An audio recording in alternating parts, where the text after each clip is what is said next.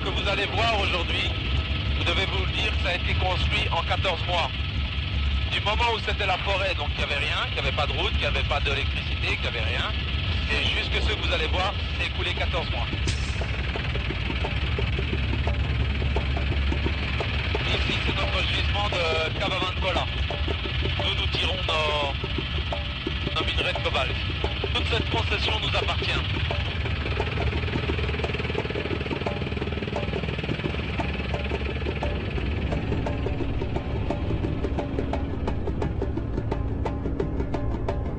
La ville de Kakanda sur laquelle nous volons aujourd'hui, quand nous sommes arrivés, il y avait 4000 habitants. Aujourd'hui, il y en a 60 000.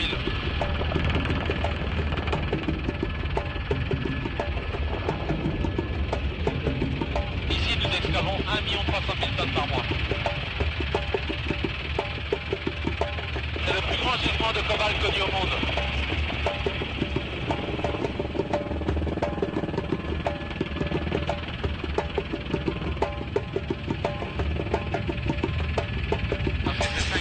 Personnes dans ce pays. C'est 180 millions de dollars d'investissement, c'est un projet à terme qui devrait rapporter aux environs 200 millions de dollars à l'État et avoir un chiffre d'affaires de l'ordre des milliards de dollars par an.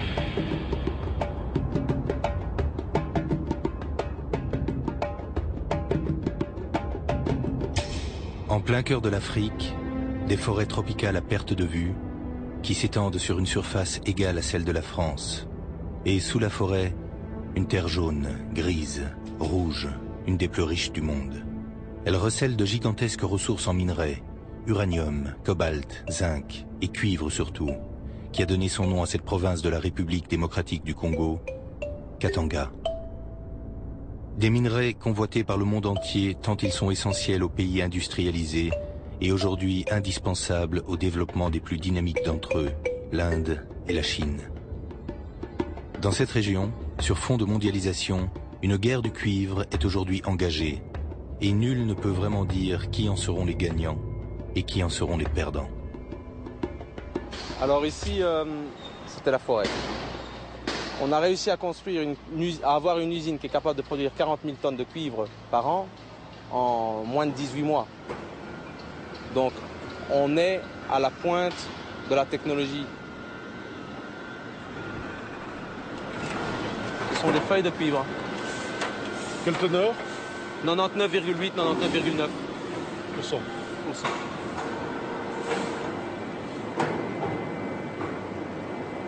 Les bons côtés, c'est qu'ici, vous arrivez à faire ce que vous ne ferez nulle part ailleurs.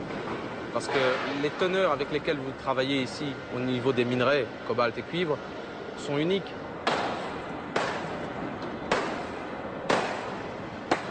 Pourquoi est-ce qu'on a été si rapide? Pourquoi est-ce qu'on a fait tout ce qu'on a fait pour démarrer le plus rapidement possible? Parce qu'il faut profiter du cuivre haut aujourd'hui. Ça sert à rien de patienter. Il y a des gens qui patientent, je ne sais même pas après quoi ils patientent. Et puis demain, vous vous réveillez, le cuivre n'est plus à ce prix-ci. Pourquoi est-ce que le prix du cuivre est si élevé? C'est la demande, la demande indienne et chinoise. Une demande si importante qu'elle a provoqué au début des années 2000 une flambée des cours du cuivre sur les marchés mondiaux, attirant au Katanga capitaux et capitalistes du monde entier en quête d'un nouvel Eldorado.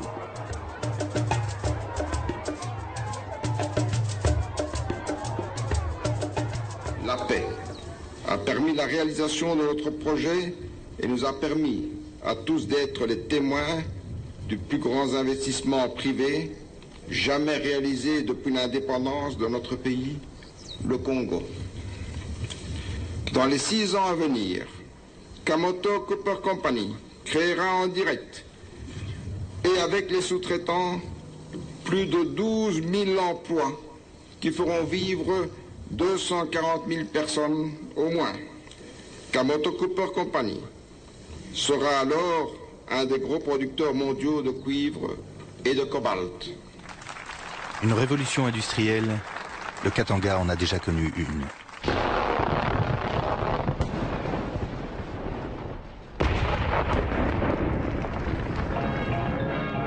C'était au début du XXe siècle, au temps de l'empire colonial belge. Notre pays est riche en hommes, notre sol est riche en minerais. Sur des plateaux arides, le nouvel âge a créé sa magie nouvelle. Des paysages aux structures étranges.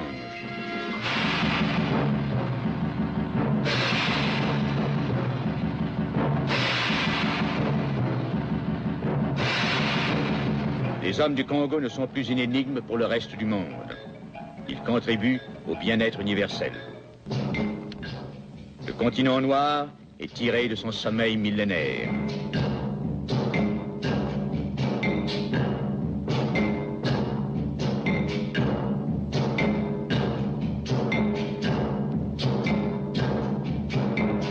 Mines et minerais du Katanga ont fait de la Belgique au début du XXe siècle la 4e puissance mondiale. L'exploitation de la richesse des sols était alors assurée par l'Union minière du Haut-Katanga, créée en 1906. En 1966, 6 ans après l'indépendance, le général Mobutu, qui vient de s'emparer du pouvoir, nationalise l'Union minière, rebaptisée la Générale des carrières et des mines, la GECAMINE. Le président Mobutu fête ici en grande pompe le 20e anniversaire de la nationalisation.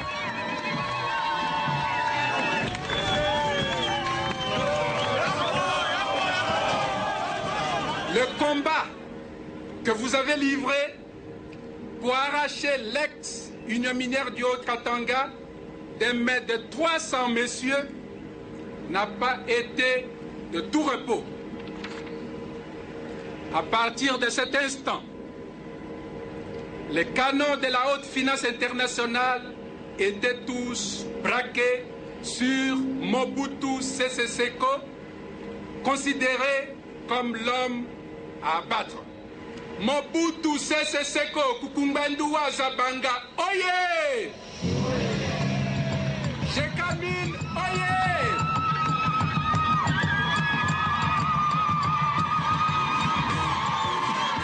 Mais la GECAMINE va rapidement devenir la proie du président, de la famille et de son clan.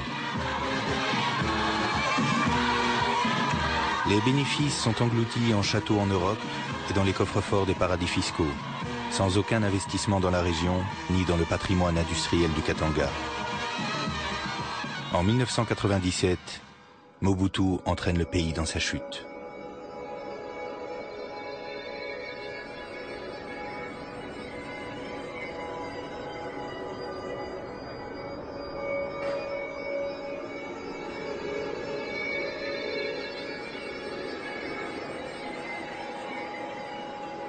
La GECAMINE, c'est un vaisseau qui a été perdu dans le temps et qui continue à voguer. C'est comme arrêté dans le temps, quoi. C'est là, ça attend une nouvelle vie. On voit le squelette aujourd'hui, mais la vie, vous voyez, les quelques travailleurs sont toujours à l'ouvrage. Nous produisons du cuivre, difficilement, mais il y a une production tous les jours de cuivre, encore aujourd'hui, avec très peu d'investissement, parce que ce sont les travailleurs qui ont rapiécé l'usine pour qu'elle continue à fonctionner. Aujourd'hui, à la direction de la GECAMINE, un juriste canadien choisi par la Banque mondiale, Paul Fortin. C'est comme un champ de bataille après le combat, quoi. Ces usines, ces équipements, ils produisaient 600 tonnes de cuivre par jour, $1 million par jour, à la belle époque. Maintenant, ils produisent 0. La GECAMINE s'est écrasée après 1987, raison politique, raison de perte d'espoir, raison de pillage. Je pense que les causes sont multiples. Et ces multiples causes ont mis complètement à terre ce géant qui était l'Union minière et la GECAMINE. Mais ce que je compte en faire, c'est une usine moderne. Tout va renaître.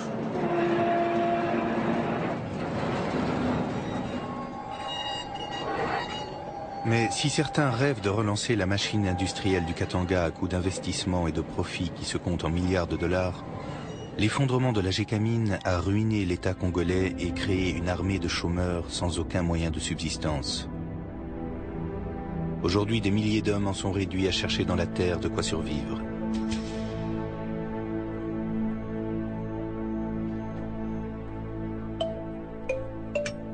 Armés de pelles et de pioches, les creuseurs exploitent en toute illégalité les anciennes carrières de la Gécamine et les concessions des nouvelles multinationales minières. Pour éviter une explosion sociale, l'État congolais a jusqu'ici toléré et parfois même encouragé ces occupations illicites, allant jusqu'à concéder quelques sites miniers aux creuseurs.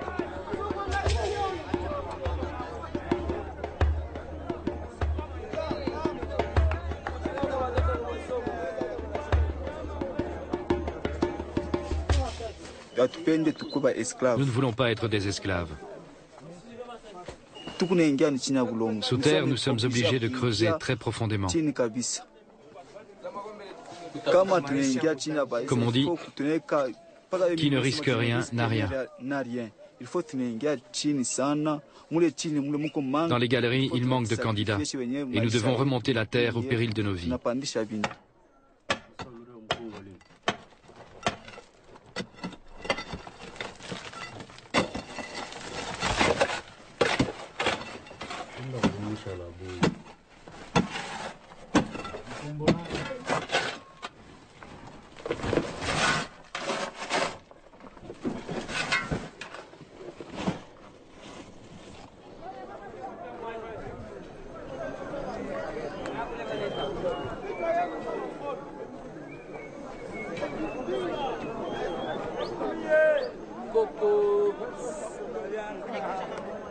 On va contrôler pas les.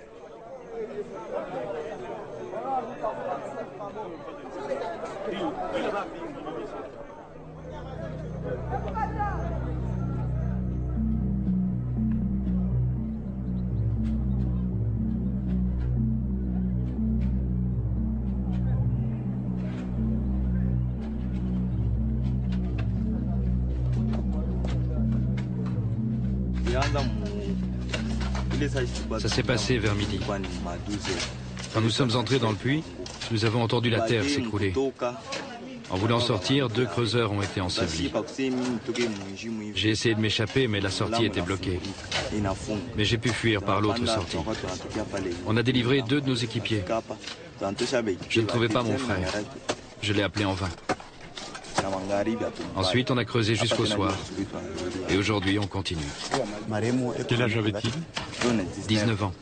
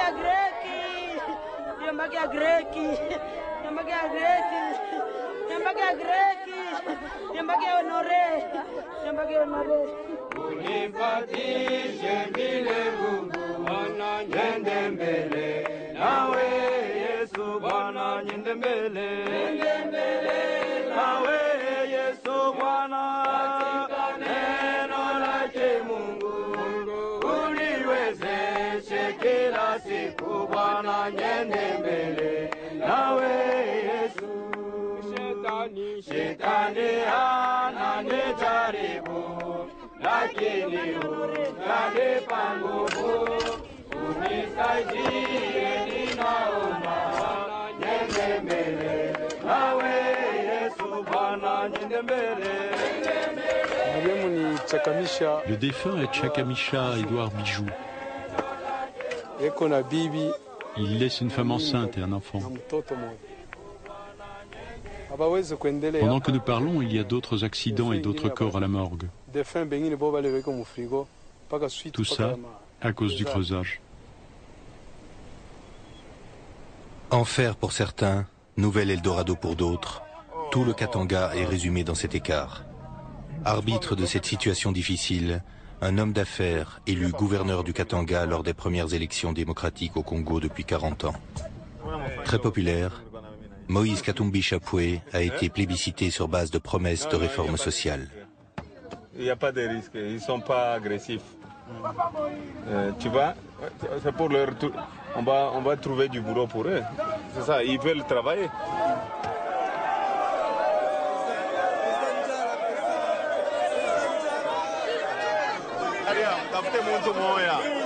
Après,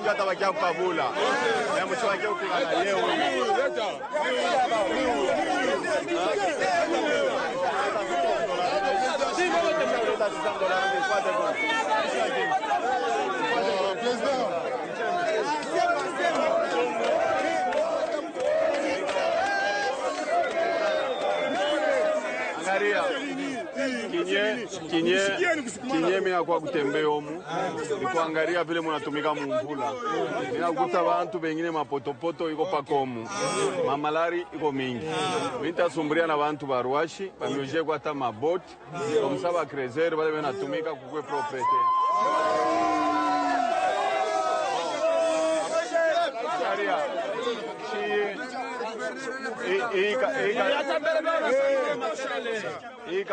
hii Katanga tutadirigeni abantu banze kupata makazi. Hamutakufa pake vimu nakufa maebulma. Tutaanza kwenda pole pole, beko na angaje wengine, beko na angaje paka vile. Basi ma societe itakuwa mingi.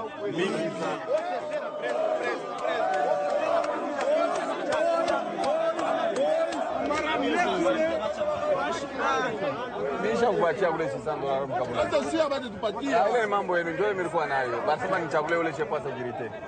Okay, mbage mzuri. Mimi patia baba rafiki yangu bana mke. La ina mambo yangu. Tupande hapa pro tambuke. Panda hapa. Naisha mama. Prochaine mami sitakulanda bongo inaisha.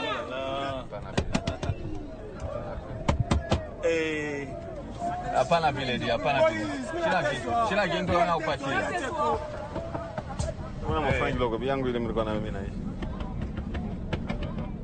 Nateswa papa Katumbi. Souffrance inakuwa mingi. Mimi nalia papa Katumbi. Mungu huyu. Mungu asifiwe papa. OK, merci. Je crois que mon père a bien choisi pour me donner le nom de Moïse. Il y a aussi le président Joseph, c'est le nom de la Bible. Hein? ça ne vous fâche pas souvent quand les gens vous acceptent? Non, quand les gens m'acceptent comme ça, c'est-à-dire ils croient en moi et je ne veux pas décevoir cette population. Vous voyez dans les conditions où ils travaillent, c'est impossible de voir des histoires comme ça. C'est impossible. On ne peut pas accepter. Même quand le Belge était ici, les gens travaillaient. Aujourd'hui, là où ils sont en train de travailler, ils ne gagnent même pas pour leurs soins médicaux. Ils ne gagnent même pas grand-chose. Donc c'est à cause de la souffrance. Heureusement, maintenant, il y a des investisseurs qui vont venir. Et à cause de la démocratie aussi. Donc la population elle va se retrouver aussi. L'histoire du Katanga peut se lire à travers les vestiges de son passé industriel et colonial. Cette histoire, certaines familles l'ont traversée de père en fils et rêvent d'en rester les acteurs principaux, telle celle du grand patron, du patriarche de l'économie congolaise, Georges Forest. L'histoire du Katanga, le Terril, il y a plus de presque 100 ans d'existence au Terril, depuis l'exploitation des mines de cuivre au Katanga. Et ça reste un symbole. Aujourd'hui, nous pouvons en retirer de nouveau une richesse. Avec nos partenaires, nous avons mis une technique au point qui permet aujourd'hui d'en tirer encore des richesses.